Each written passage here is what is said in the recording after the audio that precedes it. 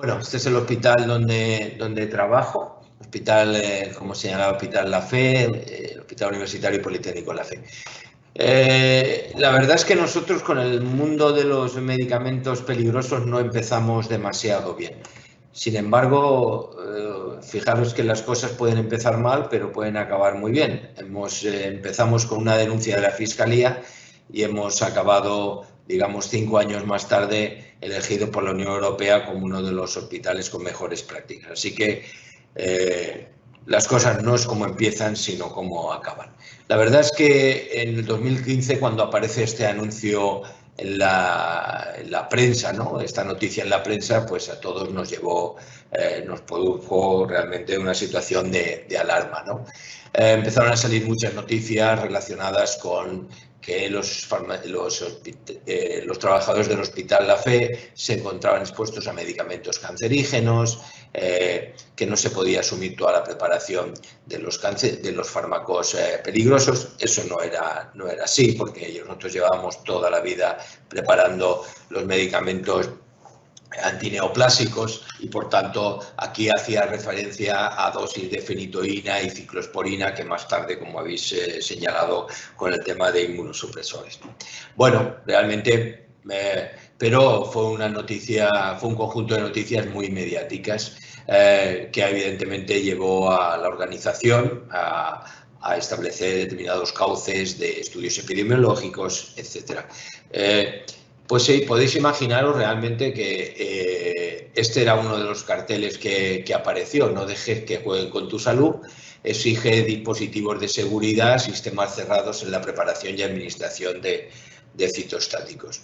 Así que, bueno, pues el contexto no era precisamente el del consenso y el de la colaboración, sino, bueno, había una situación realmente complicada para el manejo en ese momento.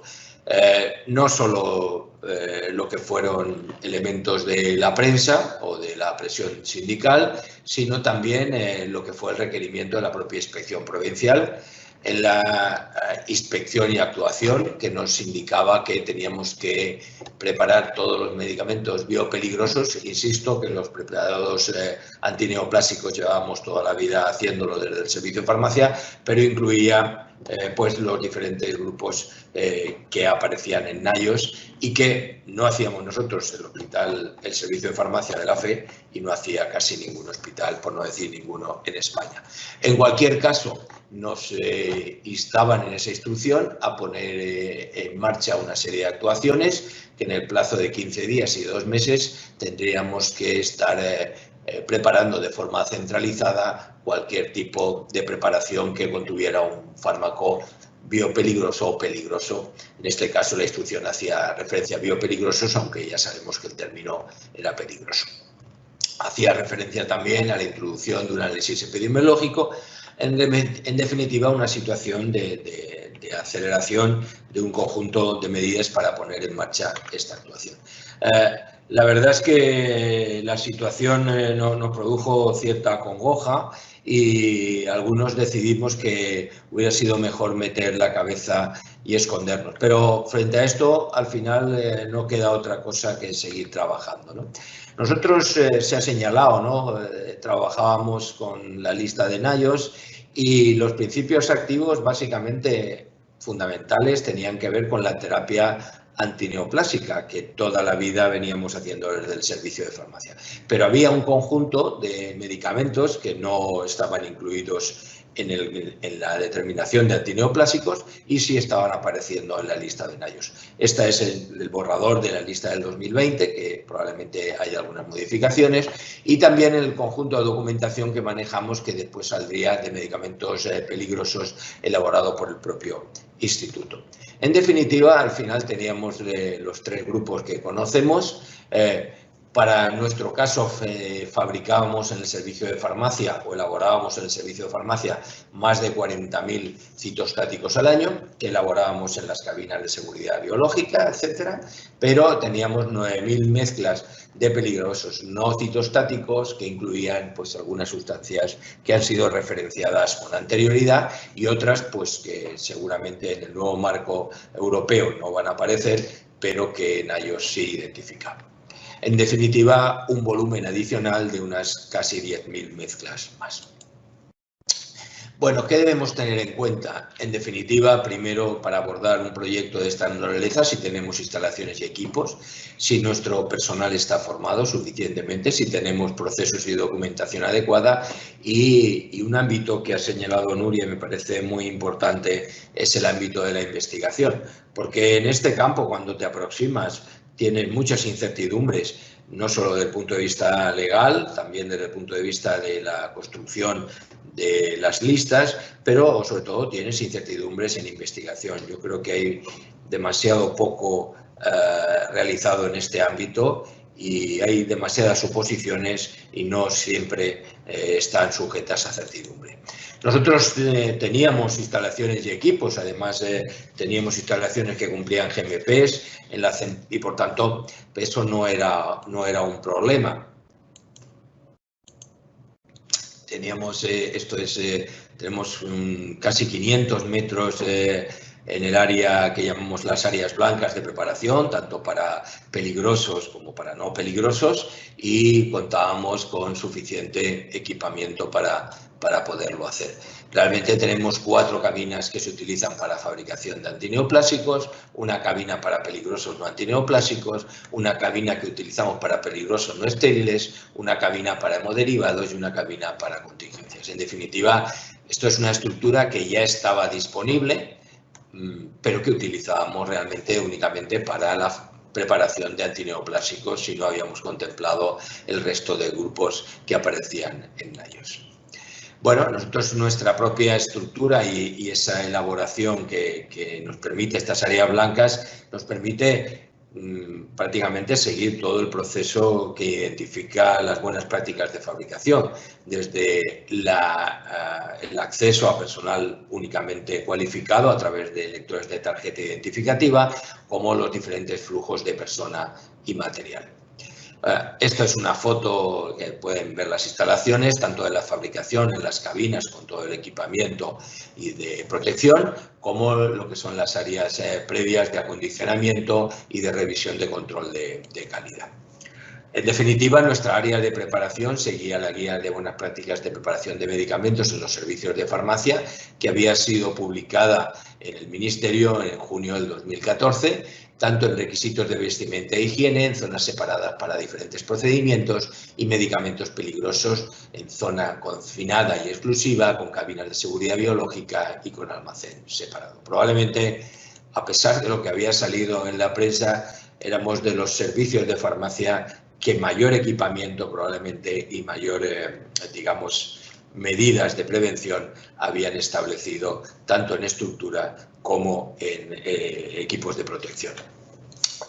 Nosotros, por supuesto, todo nuestro material seguía las guías de buenas prácticas de trabajadores profesionalmente expuestos a agentes citostáticos, y la gran diferencia es que no habíamos incluido los medicamentos no considerados como quimioterápicos, no consideramos como antineoplásicos, que venía a referir al resto de listas de NIOSH. Bueno, nosotros en aquel momento no solo establecimos los nuevos circuitos, sino ya nos planteamos algo que el propio instituto también había referenciado en sus notas técnicas, ¿no? Y esos eran los sistemas de robotización. Está en la nota técnica que ya se ha referenciado, en la que no solo se recomendaban sistemas cerrados, sino robot en la fase de preparación para evitar este tipo de contaminación. Y bueno, pues en 2017 nosotros ya establecimos un robot de preparación de fármacos para pacientes oncológicos, que al mismo tiempo nos ha servido de plataforma para peligrosos. El aspecto tecnológico es un aspecto clave, ¿no? Pero quizá el aspecto donde más hemos insistido ha sido en la formación del personal. No solo por la necesidad de personal que pudiera dar cobertura a esta fabricación de medicamentos, sino sobre todo la preparación y la formación en el personal que no trabaja en el servicio de farmacia. De hecho, es clave esta formación, en el manejo de estos medicamentos, y es a lo que hemos insistido y hemos trabajado durante casi el primer año de incorporación de estos medicamentos que nosotros llamamos salopeligrosos en condiciones de seguridad, pero que son lo que se ha referenciado todo el rato como peligrosos. Quizá en la discusión podemos hablar de por qué nosotros le llamamos salopeligrosos, pero carece quizá en estos momentos de interés. Aquí ha habido un papel fundamental del personal de enfermería de nuestra institución en la formación de todo el personal de enfermería de las diferentes unidades de hospitalización, tanto en el manejo de estos productos como en la exposición accidental, como en los derrames, como en la utilización de estos kits de derrames en caso de situaciones que pudieran ser complicadas en su manejo. Esta formación, desde luego, nos llevó muchísimo tiempo, pero se ha traducido en una formación a más de 1000 trabajadores del centro. Prácticamente todo el personal que emplea este tipo de material en cualquier unidad de hospitalización en áreas de críticos recibió la información oportuna. Otro de los aspectos que hemos mejorado desde ese momento fueron los procesos de documentación. Hemos seguido la normativa del OASP en el capítulo 800, elaborando la lista de medicamentos peligrosos, el control de instalaciones por parte de nuestros equipos y de ingeniería, la denominación o la relación de personal cualificado que podía trabajar en estas condiciones, las prácticas seguras, el uso adecuado de equipo de protección individual y las políticas de gestión y eliminación de residuos.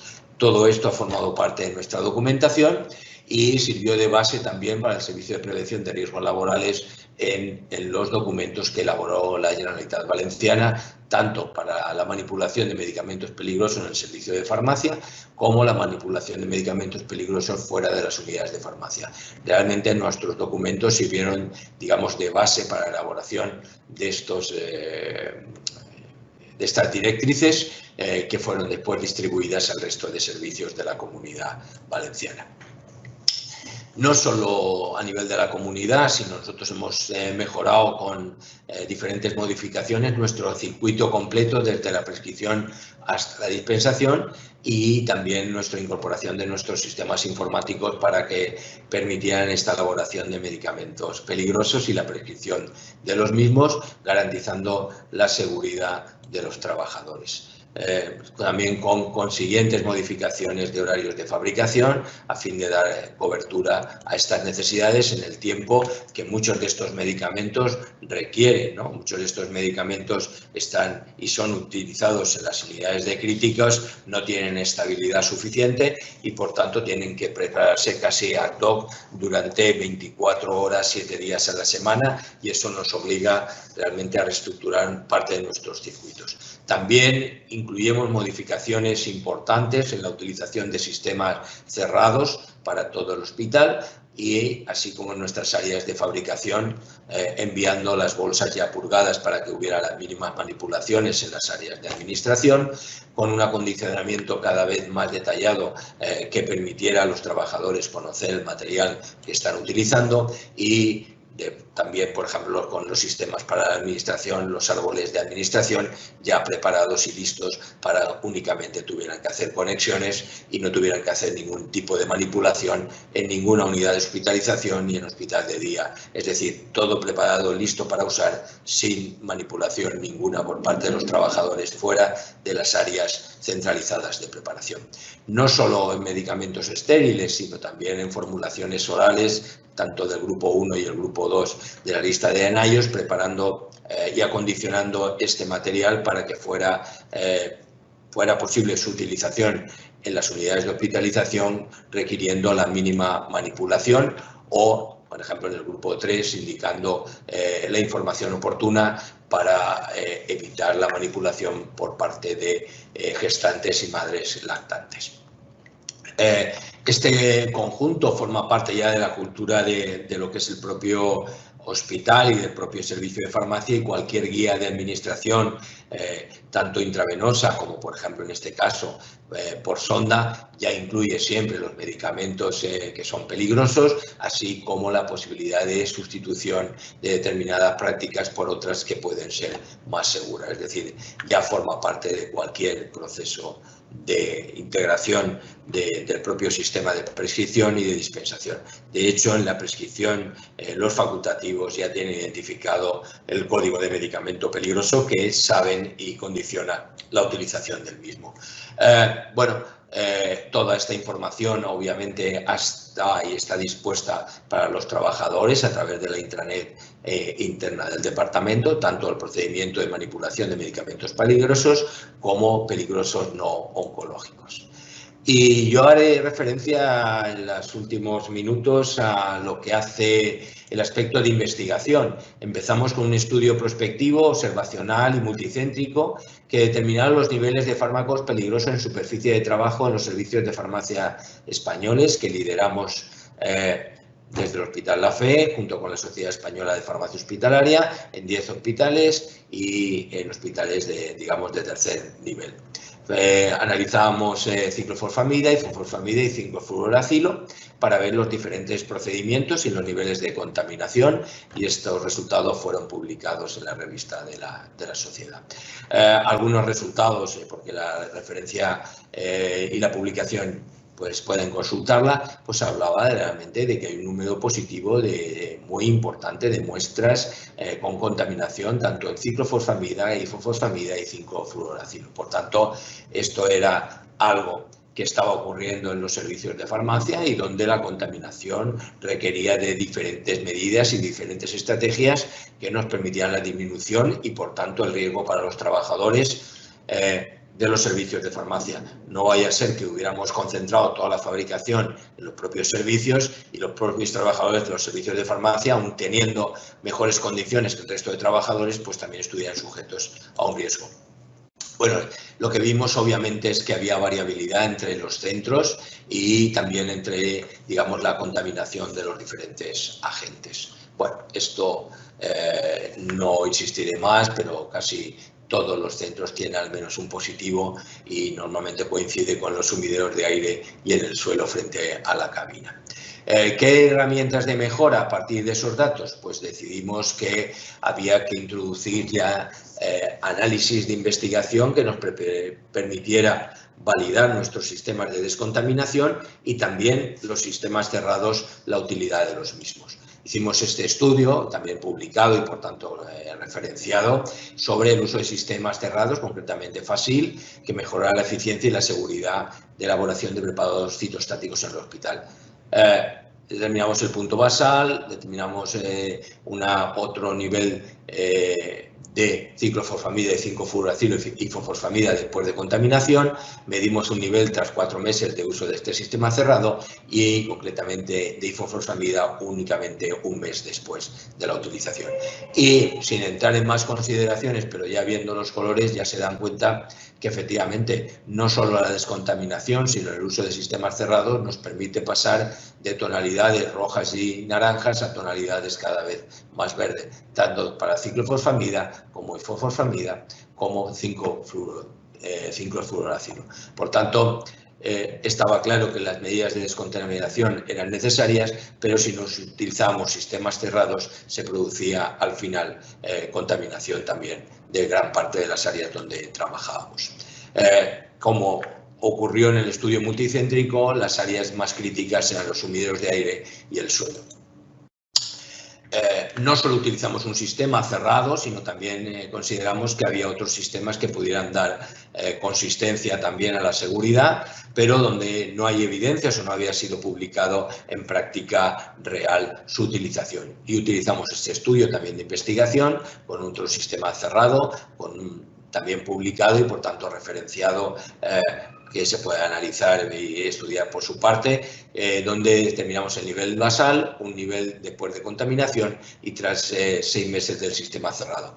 Los resultados lo que nos dijeron es que prácticamente teníamos el mismo nivel de calidad utilizando los dos sistemas cerrados y por tanto hay que valorar para su utilización términos de usabilidad, los tiempos y el coste. Pero insisto, hay que evidenciar las cosas y ponerlas en práctica real para saber que lo que estamos utilizando realmente responde a aquellos objetivos que nos estamos planteando. También quisimos hacer este estudio de monitorización de contaminación química por fármacos peligrosos en superficie de trabajo de áreas existenciales. Es decir, la contaminación está solo en el servicio de farmacia o en aquellos sitios de administración donde se administran fármacos también existe contaminación.